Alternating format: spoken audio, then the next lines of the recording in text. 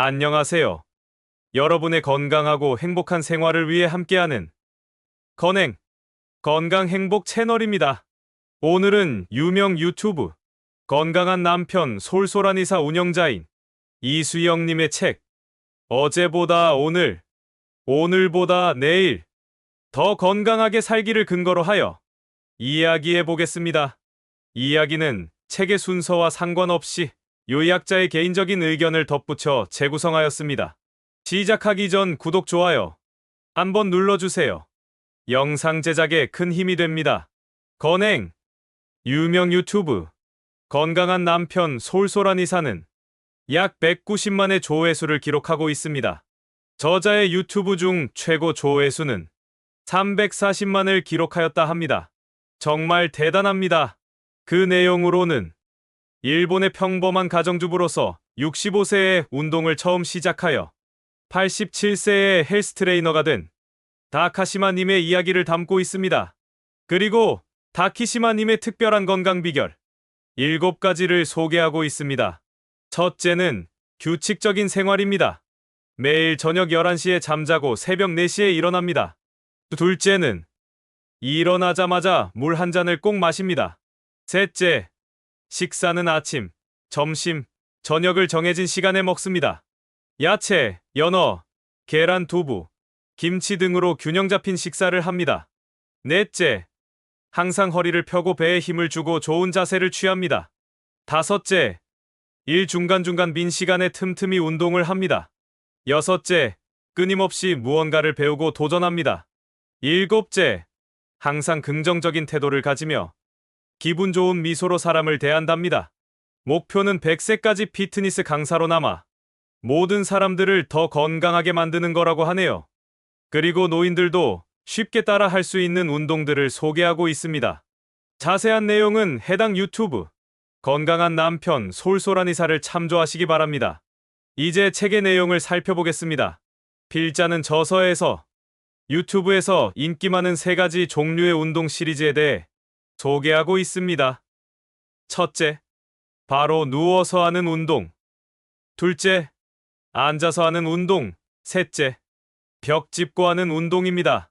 첫 번째로 누워서 하는 운동에 대해 말씀드립니다. 누워서 발목 돌리기, 누워서 한 다리 들기, 엎드려서 한 다리 들기, 옆으로 누워 한 다리 올리기, 엉덩이 들기 운동을 소개하고 있습니다. 둘째로 의자에 앉아서 하는 운동입니다. 의자에 앉아서 한 다리 펴기, 앉아서 한 무릎 들기입니다. 셋째로는 벽 짚고 하는 운동입니다.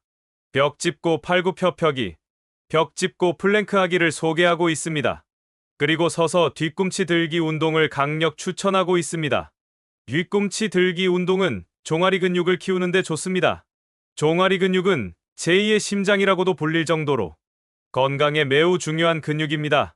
종아리 근육은 발까지 도는 피를 다시 심장으로 보내주는 펌프 역할을 합니다. 그래서 제2의 심장이라고 불립니다. 기타 자세한 영상은 건강한 남편 솔솔한 의사를 참조하시기 바랍니다. 제 영상 마지막에도 링크해 놓겠습니다. 조금 전에 87세의 헬스 트레이너가 된 다카시마님의 이야기를 했습니다만 그 할머니도 100세까지 피트니스 강사로 남아 모든 사람들을 더 건강하게 만들 거라는 목표를 가지고 있습니다. 이처럼 우리에게도 더 건강하게 살기 위해서는 목표가 필요합니다.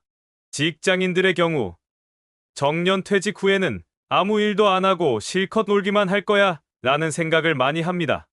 하지만 노는데도 한계가 있습니다. 몇 년간은 그럴지 몰라도 계속 그럴 수는 없습니다. 아무 일도 하지 않고 노는 것도 어찌 보면 고문입니다. 이건 약간 동떨어진 이야기입니다만 직장 생활 중 조금 큰 실수를 저질렀을 때 내리는 벌칙으로 대기발령이란 것이 있습니다. 하루 종일 아무 일도 안 시키고 사무실에 그냥 앉아있는 벌칙입니다. 안 당해본 사람은 모르지만 정말 무서운 벌입니다. 목표가 있는 사람은 패기 넘치고 활력이 있다. 목표는 마치 내비게이션에 설정하는 목표와 같습니다. 목표가 있는 사람은 그 자체로 패기 넘치고 활력 있는 삶을 살아갑니다. 목표는 꼭 거창하지 않아도 됩니다. 직업, 취미, 하고 싶은 일 등 무엇이든 간에 온전하게 몰입하고 성취욕이 있는 일이라면 모두 다 좋습니다. 탱쥐가 물속에서 60시간이나 살아 있었던 이유? 존스 홉킨스 의과대학교 커트릭터 교수는 1957년 쥐들에게 잔인한 실험을 진행했습니다. 유리병에 물을 붓고 쥐를 빠뜨렸습니다. 유리병은 위로 올라올 수 없는 구조여서 쥐들은 살기 위해 계속 헤엄쳐야 합니다. 과학자들은 쥐들이 힘이 빠져 죽기 전까지 얼마나 오래 헤엄치는지 그 시간을 잽니다. 쥐들은 평균 15분간 헤엄치다가 결국 힘이 다해서 물에 빠져 죽습니다. 그 다음 실험으로는 물에 빠뜨렸다가 건져주는 실험을 진행했습니다. 몇 차례 빠뜨렸다가 건져주는 실험을 반복했습니다. 물에 빠져도 살아남을 수 있다는 희망을 쥐에게 심어준 것입니다. 그리고 나서 본 실험을 시작했습니다. 이때 쥐들이 헤엄친 시간이 얼마나 되었을까요? 쥐들은 무려 60시간을 헤엄쳤다고 합니다. 살아있는 시간이 무려 120배나 늘어난 것입니다. 커트 릭터 교수는 이와 같은 결론을 내렸습니다. 버티면 누군가 살려준다는 희망이 생기자 쥐들은 마지막 순간까지 온 힘을 다해서 헤엄쳤다. 우리 인간도 마찬가지입니다. 동일한 상황이라도 생각과 태도를 긍정적으로 바꾸면 훨씬 좋은 결과가 나옵니다. 처한 상황이 비록 부정적으로 느껴질지라도 더 나은 쪽으로 바뀔 수 있다는 희망이 있으면 우리는 더 건강하게 오래 살면서 목표를 이룰 수 있습니다. 삶의 목표가 인생을 바꾼다. 빅터 프랭클이 쓴 죽음의 수용소에서도 비슷한 이야기가 나옵니다. 빅터 프랭크는 오스트리아 출신의 유대인 정신과 의사였습니다. 평범하게 살던 그는 제2차 세계대전 때 나치의 유대인 수용소에 갇혀 비참한 일들을 겪게 됩니다. 그는 하루 종일 먹지도 못한 채 강제노동에 시달리며 인간 이하의 취급을 받습니다. 그의 가족과 부인은 수용소에서 가스실로 보내져 죽임을 당합니다. 이런 상황에서 생존 확률이 가장 높았던 사람은 바로 수용소에서 나가서 하고 싶은 일이 있는 사람들, 반드시 살아서 수용소를 나가고 싶다는 마음이 강한 사람들이었습니다. 빅터 프랭클은 그때의 경험을 살려서 죽음의 수용소에서라는 책을 씁니다. 그리고 니체의 유명한 말을 인용합니다. 살아가야 할 이유가 있는 사람은 그 어떤 어려움도 견딜 수 있다. 우리에게 살아가야 할 이유는 무엇일까요? 살아가는 이유라면 거창해 보입니다. 인류를 구하는 대단한 일이라도 해야 할 듯 싶습니다. 그러나 그처럼 크고 넓게 생각하지 않아도 됩니다. 어찌 보면 큰 일을 할 사람은 따로 정해져 있는 듯합니다. 그런 운명을 타고난 사람들은 그런 일을 하게 됩니다. 큰 사업가, 기업가, 과학자, 정치인, 고위공무원, 국가를 위하고 세상에서 큰 일을 하는 사람들은 이미 그 몫이 정해져 있다고 봐야겠지요. 요약자의 개인적인 의견입니다. 우리 같은 소시민들은 그저 평범한 가운데 소소한 행복을 찾는 것이 더 좋습니다. 뱁새가 황새 따라가면 가랭이 찢어진다는 속담이 있지 않습니까? 큰일 할 사람들은 그들의 몫이고 우리 같은 소시민들은 작은 즐거움과 행복을 찾는 일에 만족하며 살아가면 됩니다. 자신의 삶에서 중요한 가치를 정하고 그 가치를 이룰 수 있는 것을 목표로 삼으면 됩니다. 남과 비교하지 말고 자기 자신의 목표와 가치를 찾아 행복하게 살아갑시다. 자신의 존재가 미미하다거나 보잘것없다고 느껴질 때는 저 산과 들판, 자연에서 자라는 풀, 나무, 다람쥐 또는 주변에서 볼 수 있는 고양이, 개들을 보면서 위안을 삼읍시다. 불가에서는 사람으로 태어나는 일을 무척 크고 어려운 인연으로 생각합니다.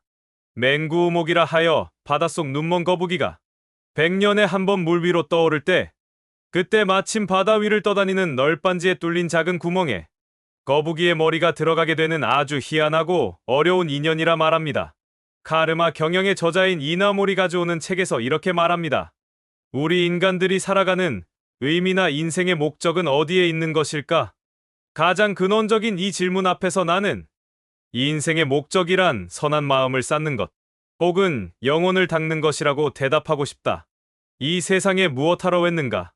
이 질문에 나는 망설임 없이 태어났을 때보다 조금은 더 훌륭한 인간이 되기 위해, 다시 말해 조금이라도 아름답고 숭고한 영혼을 가지고 죽기 위해서라고 대답할 것이다.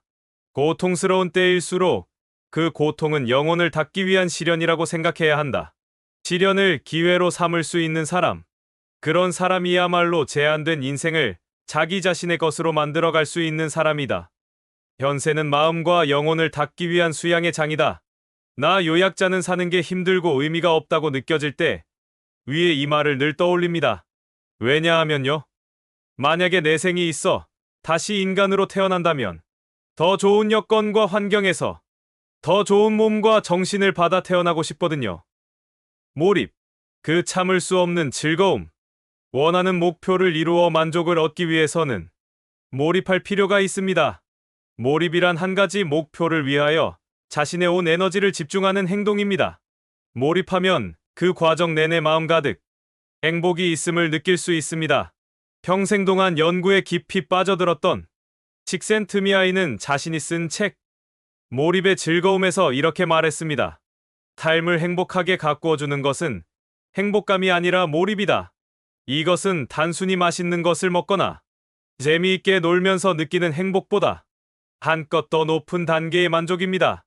그래서 적절한 과제를 설정하고 달성하기 위해 몰입하는 것이 중요합니다. 풀리지 않는 문제를 놓고 오랫동안 골똘하게 고민하다가 마침내 답을 얻었을 때의 희열을 느껴본 적이 있을 겁니다.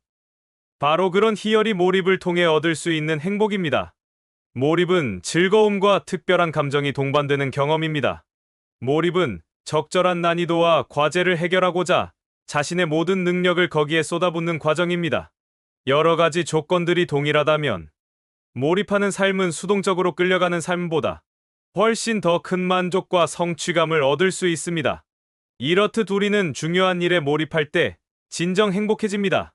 삶의 시선을 분산시키는 여러 요소들을 줄이고 정말로 자신이 중요하게 생각하는 것들로 주변을 구성해 보세요. 사랑하는 가족, 진정한 친구, 정말 하고 싶은 일, 빠져드는 취미 등 집중할 것에만 몰입함으로써 진정 행복합시다.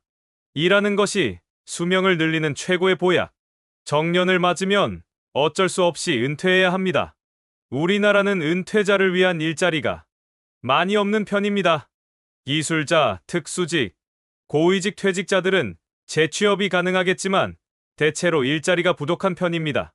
60대는 아직 청춘이라 생각하고 있는데 사회에서는 고령자라고 꺼려합니다. 그렇지만 최근에 발표한 올해 상반기 취업률에서 70대가 1위, 60대가 2위를 차지했다는 뉴스가 떴습니다. 그리고 OECD 주요국 중 한국이 65세 이상 고용률, 즉 인구수 대비 취업률이 약 35%로 1위를 차지하고 있습니다.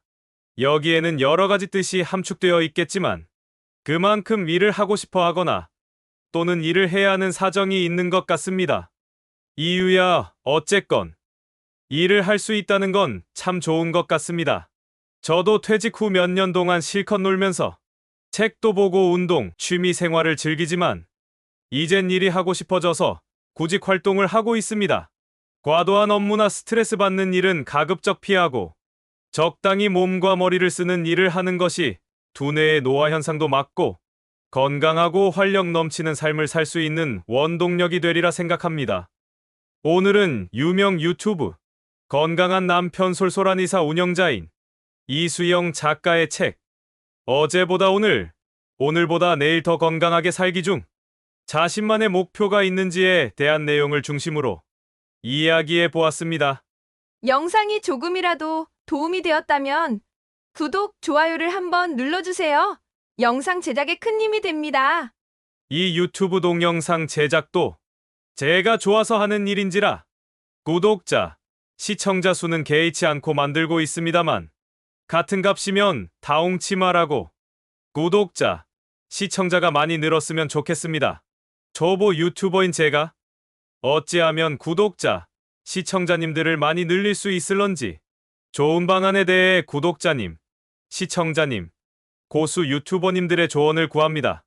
늘 건강하시고 행복하세요. 건행, 감사합니다.